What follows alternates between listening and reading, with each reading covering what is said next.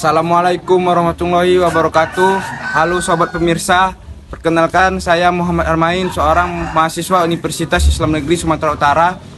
Di sini saya ingin meliput suatu tempat yang sangat bersejarah, di mana tempatnya itu akan saya ceritakan nantinya di dalam video ini. Jika Anda ingin mengikuti saya, jangan di skip video ini. Ayo lanjutkan.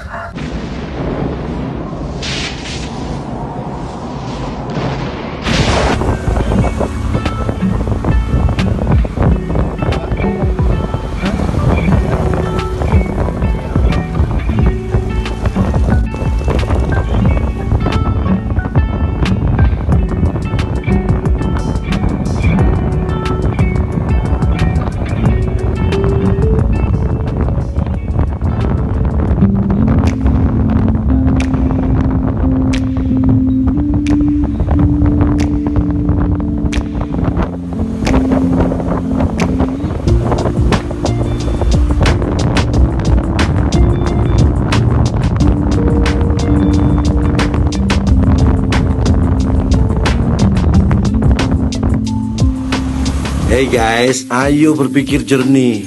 Apa iya dengan mencampur sendiri es batu, rasa lemon, dan gelembung bisa seenak dan senyegerin segelas Sprite? Boleh aja dicoba, tapi nyatanya susah. Menurut kamu info ini gak penting? Nyatanya kamu jadi nontonin iklan ini selama lebih dari 20 detik. Dan sekarang kamu jadi haus dan pengen minum Sprite. Sprite nyatanya nyegerin.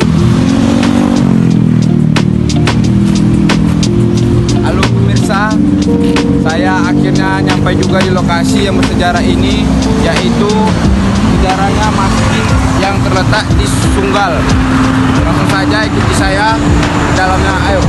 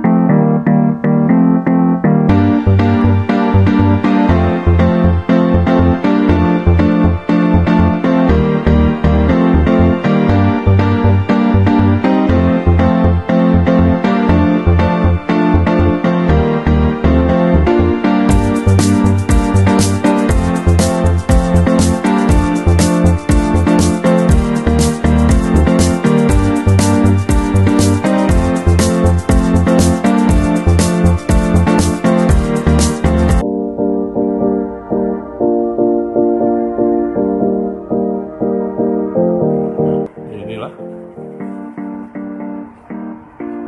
bagian dalamnya. Ini merupakan peninggalan dari Kesultanan Delhi. Ini bagiannya lagi. Ini kalau dari dalam ya biasa aja. Ya, kita coba keluar.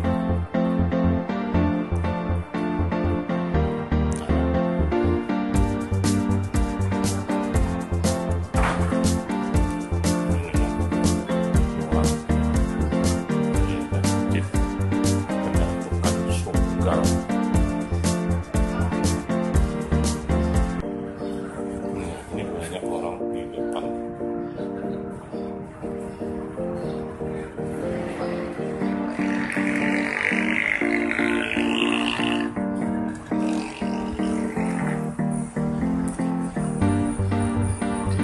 Sekelilingnya ada makam-makam seperti masjid-masjid zaman lainnya. Ada makam-makam Solawat, ada makam dari Kedatukan Sunggal itu di belakang sana. Kita melihat dari luar, ya. Nah, ini.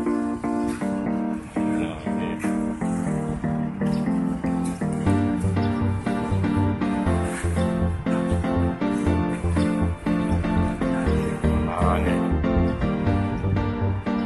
Ada Masjid Raya Datuk zaman Surbakti. Iya. Ini jalan keluar ya. Dan sementara di sana juga ada makam.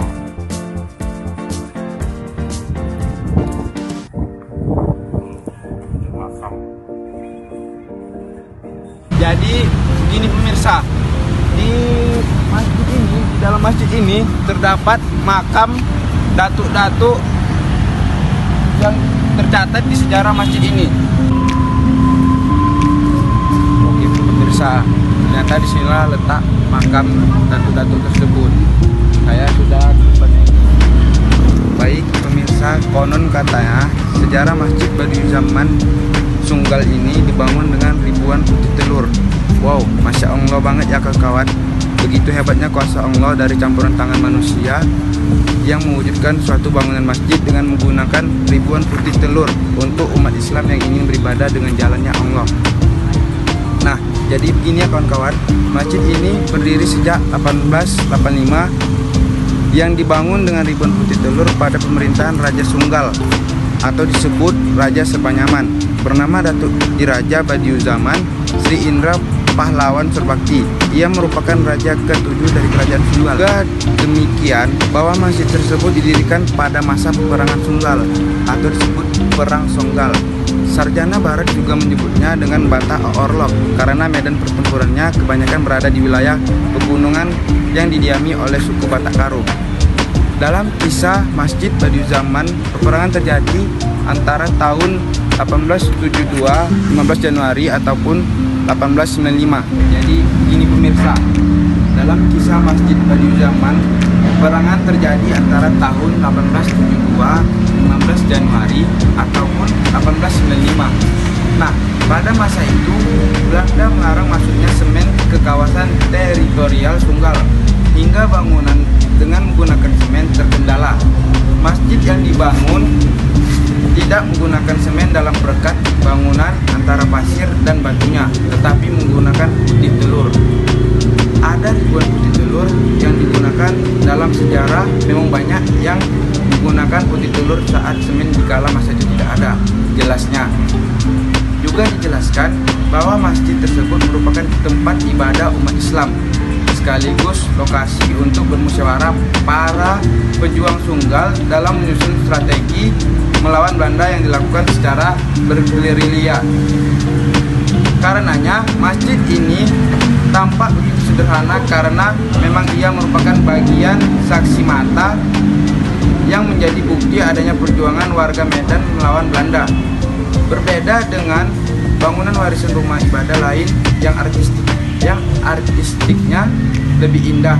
Artinya masjid ini harusnya menjadi satu warisan nasional yang menjadi bukti juang bangsa Indonesia melawan Belanda. Selain itu, masjid tersebut didirikan oleh Panglima Pertempuran Sunggal, yaitu Datuk Badiuzzamman, yang namanya dijadikan nama masjid tersebut. Meskipun makam beliau tidak berada di kawasan masjid tersebut, tapi justru di Pulau Jawa karena dikenakan hukum pengasingan oleh pemerintahan Hindia Belanda di Batavia.